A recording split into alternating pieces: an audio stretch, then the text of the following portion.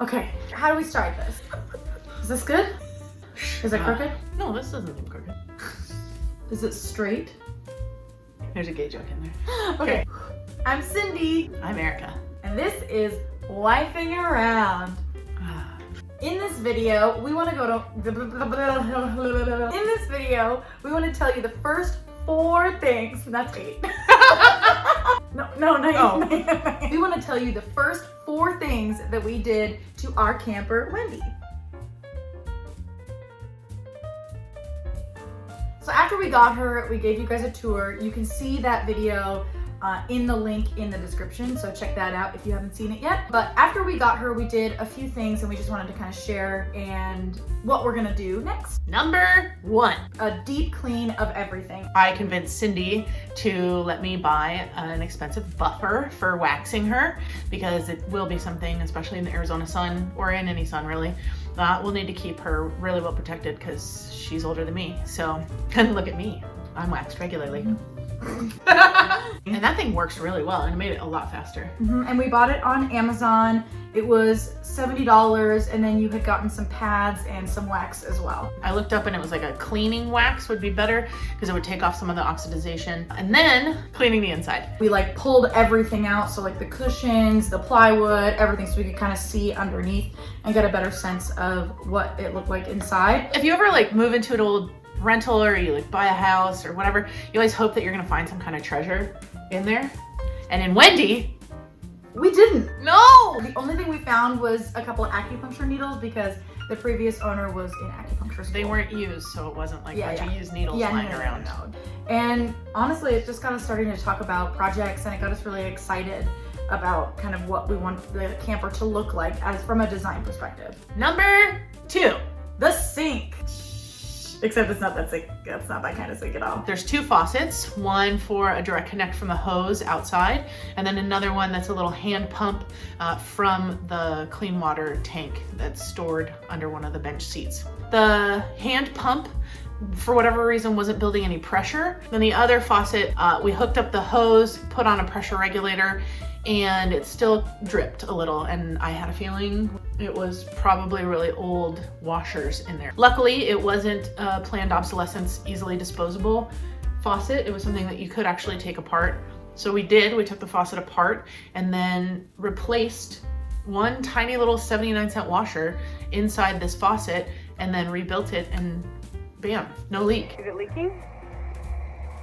No, it's not. I fixed it with 2 little washers. Yeah. That was all Erica, so thanks. You're welcome. It was also nice because of the tiny nature of this small camper. I would have had to have taken the plumbing down and then undone the sink. It would have actually been like pretty spendy, and it feels nice to not add to waste. Now the other hand pump faucet is really weird because it wasn't working, and then she took it off, and then we put it back on, and then it was working, but it was like leaking water underneath everywhere. Okay. Oh, there's the leak. Oh, let's get that water out of there. Oops. Well, I guess we know what happened to the particle board. What I did originally when I took it off to sort of troubleshoot it is I put it in like a little bowl of water and pumped it back and forth, and it did actually work. So I don't know if I primed it and then it was able to pump once, but now that it's been sitting for like another month, it won't prime at all. So it's probably just past its prime. We just bought a new one, and we're gonna put this in today. But we want to be able to boondock, and so I don't want to be dependent on like a little water pump to supply water. I don't think it's supposed to sound like that. But this one's kind of neat, so you can prime it and then put it back, and then it'll stay primed, so then we don't have to like pump back and forth, except the first time when we do it. And then if we're gonna be somewhere super cold or we're gonna park for a while, then we put it this way and it unprimes the system and lets us fully drain the tank, and then we don't have to worry about the water line freezing accidentally or something like that. It's gonna be neato. Yeah, it's great. Number 3, the gas stove. Nothing to say here. I mean, we almost exploded. So actually, this is kind of a perfect segue. So we went from the sink to the stove because when you lift up when you lift up the tray of the stove, what's this thing called? Like the top of it, the stove. We lifted up the stove top. That's it. We lifted up the stovetop and noticed that in the pan it was rusted. The pump faucet, you know, it was leaking. It's real rusty in there. I've probably been doing that for a while and we wanted to address that rust right away. We thought, oh, let's disconnect the gas, paint it with some Rust-Oleum. Easy. I, of course, went outside to make sure the gas was off of the little propane tank. And then I go back in, I turn on the burners just to let the last little bit of gas out of the burners. And then they're just gassing away. And I'm like, I turn it back off. I'm like, that's funny. Maybe I'll just disconnect it at the tank and then it'll go out that way. Okay, this is where the story gets kind of scary. The gas actually wasn't off. It was locked into place where you would think that it was off, and then when she disconnected the hose, propane gas just started shooting out so loud. It was so scary. It was a time where I was glad that we weren't static. Both of us just looked at each other in a panic and didn't really know what to do in that moment. Well, I told her to get away. It's in our front yard and we're just like on a street corner, right? And it's kind of a heavy trafficked area. So I run out to the street corner and just make sure nobody's walking around with like a cigarette. Like, we have a gas leak, get out of here, go away. Because she couldn't get it to close again. And there's just propane leaking out of this gas tank. Yeah. And thank God eventually she did get it closed. I think maybe enough pressure went down because it had just gotten stuck open. Little did we know we'd had this camper for a month and a half, 2 months.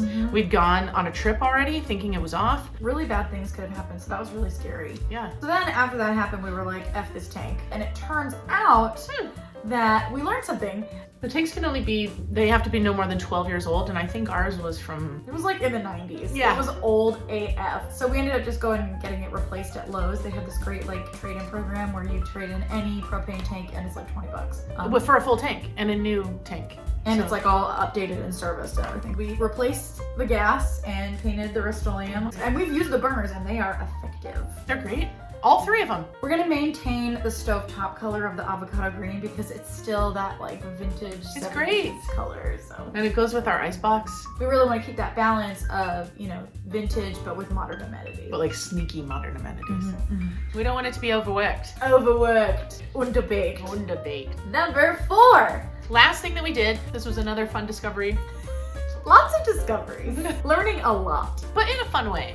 I was looking at the tires and they were in fine shape. They weren't losing air, nothing like that. But it almost looked like there was a little discoloration. Like maybe the tire sat flat for a little bit and then was reinflated. Almost looked like there was like a little dimple in the sidewall. Took one of the tires off. I used the jack from our car and jacked it up. I take it to Discount Tire. The guy was like, so fun fact, cheaper tires are made like a C and then they're fused together, and apparently you can see that on a lot of cars, but ours was really pronounced. He said that's not the problem. The tires are fine, the tread was fine, but the tires are too old. At some point, it's 10 years. 10 years. Anything more than 10 years, check the date on your tire. You can see on the tire itself. Department of Transportation. And then I think that this gives you information about like maybe where it was made. And then this isn't the month, it's not April of 01. This is how you know what year your tire was made. This is the 4th week of the year, so it could go up to 52. And then 01 is the year. A lot longer than 10 years. So the rubber just expands and contracts and expands and contracts, and after a certain point, it's past the threshold of being able to do that, and that's when you have the danger of exploding tires. Update in Great Newsland. We need new tires. Cool. And we got the warranty on them, so it's like we're set for 10 years. 10 years. It's peace of mind. Part of having to do that, because we wanted to bring both tires in at the same time, was getting our spare out. And the way that the spare was placed was not helpful in terms of like actually using it ever. This is a really ideal angle. It was actually Cindy that loosened them all up. I did it. What? I got movement. It was a very exciting moment Yeah. because I'm trying to be more handy, but I'm not the most handy person, but to be the one to be like, ugh. You're so strong. You're so strong. Okay. Oh my God, we did it. Oh my God, that was the worst thing. Oh my God. So now it's in the back of the car. So that's the first 4 things that we did once we got the camper. Here's what we're planning on doing next. We noticed when we were like starting to prep the walls and wipe them down on the inside that one of the inside window trim, like window frames, had like a little damage to the wood. So we want to make sure that there's no water intrusion. So I'll probably reseal the windows on the outside, and we'll probably put new window frames. And of course, a future project, and this is something that we've been working on, but we just haven't had a lot of headway in it because it's freaking confusing. Electrical. It's been rewired, and obviously one side is AC and one side is DC, but we cannot figure out what is going on with the DC. We hooked up a battery and it didn't work. And then we got a new battery because that battery was actually dead. So we tried that battery, still didn't work. So I think I'm just hooking it up. We're hooking it up to the wrong wires. Is it me?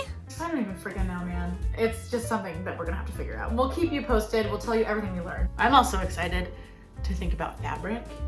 I know all the fun stuff is about to happen, It's like about all to the happen. designs and stuff. It's like, But if you guys have any suggestions, we'd be super stoked, or any pointers or anything like that. But that's it so far. Thanks for watching. We really appreciate you. You are? One more kiss, one more. Okay. That was more than one.